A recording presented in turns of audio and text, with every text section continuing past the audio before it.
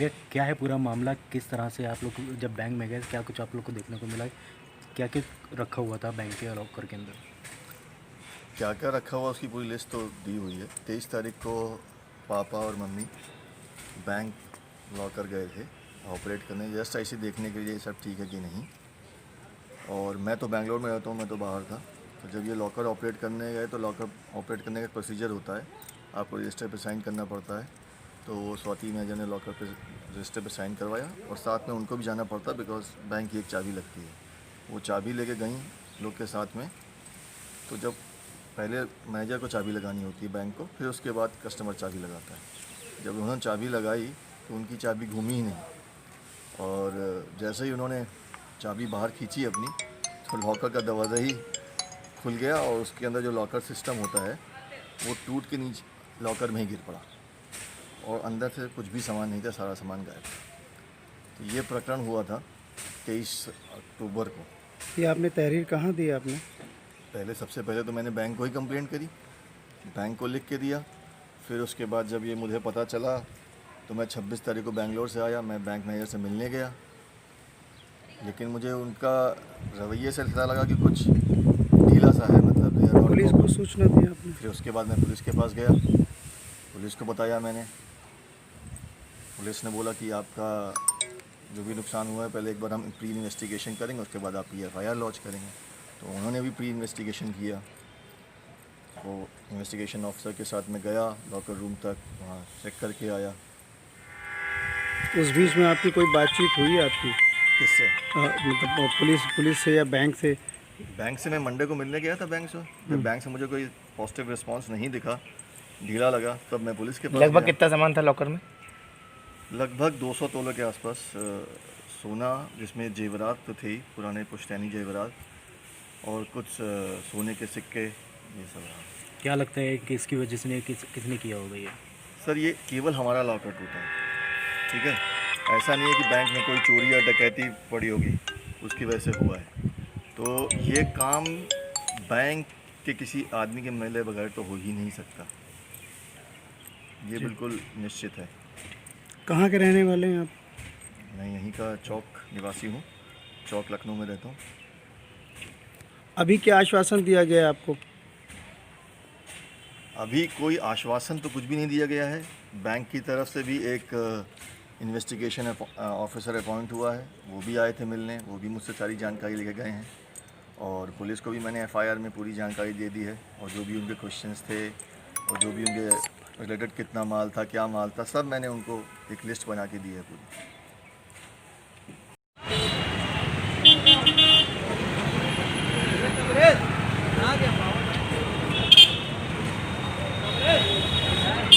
Sir पहले अपना नाम बता दीजिए। रविंद्र बहादुर। क्या घटना घटी आपके साथ? मैं जब 23 तारीख को वहाँ पर बाइक के संग में लॉकर ऑपरेट करने गया, तो पहले वहाँ पर काउंटर पे जाकर रजिस्टर पे सिग्नेचर करना पड़ता है। तब वो मैनेजर जो होता है लॉकर का इंचार्ज, वो अपनी चाबी लेके नीचे आता है। उसने जैसे ही वो चाबी अपनी लगाई और लगाने के बाद वो निकली नहीं, तो उसने खींचा तो मेरा लॉकर खुल गया, जबकि मुझे अपनी चाबी लगाना चाहिए तो उसकी चाबी के बाद। और खुला तो देखा उसका सिस्टम उसी के अंदर पड़ा हुआ है और मेरा सामान सब गायब। इसकी सूचना मैंने मैनेजर को उन्होंने बुलाया, स्वाति थी ये लॉकर की इंचार्ज, वो लेके गई थी। और फिर उन्होंने मैनेजर को कॉल किया, मैनेजर का ये कैसे हो सकता है, ये कैसे, तो फिर वो अनिल कुमार चौहान नाम है मैनेजर अनिल का। कुमार चौहान। सर ये कौन सा बैंक का मामला है? Union Bank, Bank of Baroda चौक ब्रांच, भुवनेश्वर मंदिर पर है। तो क्या प्रक्रिया, आपने पुलिस विभाग गए, पुलिस में सबसे पहले तो मैंने उनको लिख के दिया डिटेल कि इस सर तरह उस से, दिन पापा लोगों ने- एक बोल रहे थे। हाँ तो उनको लिख के दिया। जी। उसके बाद फिर इनको पता चला तो ये आए 26 को, लगे 26 को ये लोग आए, तो उन्होंने फिर 26 को गए मिलने बैंक मैनेजर से, आपने हमारी एप्लीकेशन पर क्या किया, तो उनके कोई जवाब संतुष्ट नहीं मिले। तो हम लोग पुलिस के पास गए और ठीक। FIR। अब इनका लगाइए, अब ये पूरा फॉलो ये कर दीजिएगा, ठीक है, लगाइए इनको। सर अपना नाम बता दिए। अमित बहादुर मैं बता दीजिए, क्या आपके फादर के साथ ये जो है घटना घटी है, जी। कौन से बैंक का मामला है? बैंक ऑफ बड़ौदा चौक ब्रांच, कुनेश्वर मंदिर के सामने। क्या है पूरी प्रक्रिया बता दीजिए।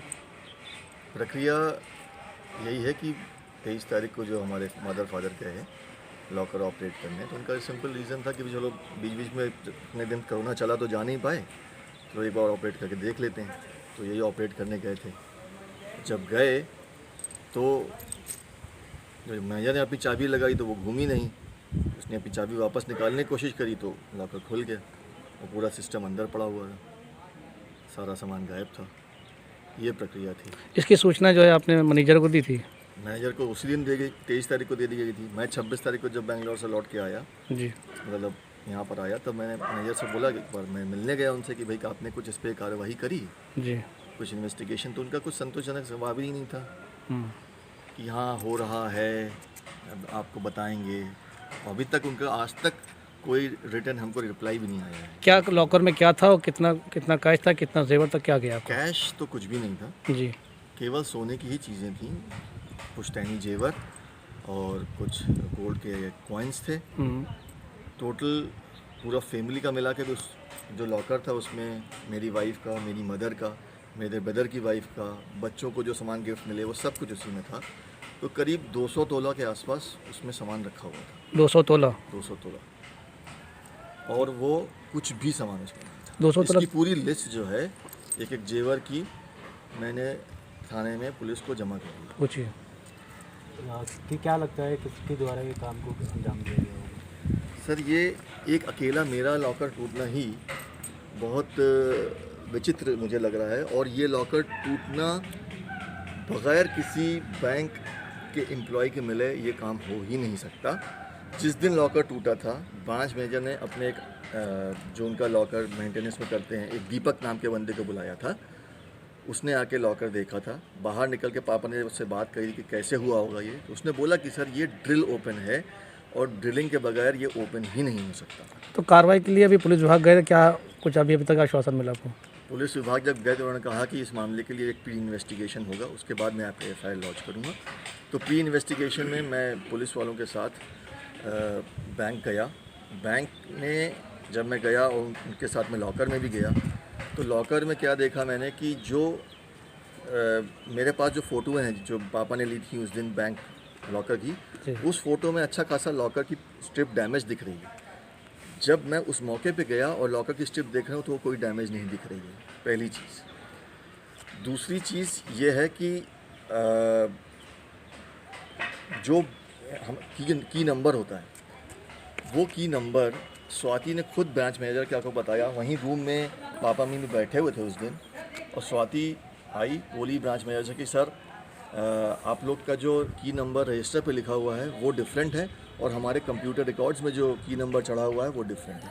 तो आपको उसी टाइम उस की नंबर डिफरेंस पाया गया तो उसको खोला गया दोबारा? नहीं, तो ब्रांच मैनेजर, मैंने इस चीज़ को पूछा कि भाई की नंबर डिफरेंट क्यों है, तो ब्रांच मैनेजर का जवाब था कि सर हमारा कंप्यूटराइजेशन अभी हुआ नहीं है, चल रहा है, और उस रिकॉर्ड पे मत जाइए। ऐसे कह के उन्होंने इस चीज़ को टाल दिया। बट मेरे दिमाग में सवाल ये कि मेरा ही लॉकर टूटा और मेरा ही की नंबर केवल कंप्यूटर में डिफरेंट है, ये बड़ी विचित्र सी। जनता का एक सवाल ये रहा है कि हमेशा बैंक जो सेफ रहता है अपनी चीज़, अब बैंकों में भी इस तरह की घटना होने लगी, कैसे देखते हैं इसको? सर बिल्कुल भी सेफ़ नहीं है, और सबसे बड़ी चीज़ ये है कि बैंक इसकी ज़िम्मेदारी लेने को तैयार ही नहीं है। ब्रांच मैनेजर हमसे कहते हैं कि बैंक की इसमें कोई ज़िम्मेदारी नहीं है, उल्टा पापा से ये बोले तो हो सकता आप ही ने किया हो। ठीक है, मतलब कोई भी एम्पैथी देने के बजाय वो उल्टा कस्टमर से ही बोल रहे हैं ऐसा। ठीक। अनिल कुमार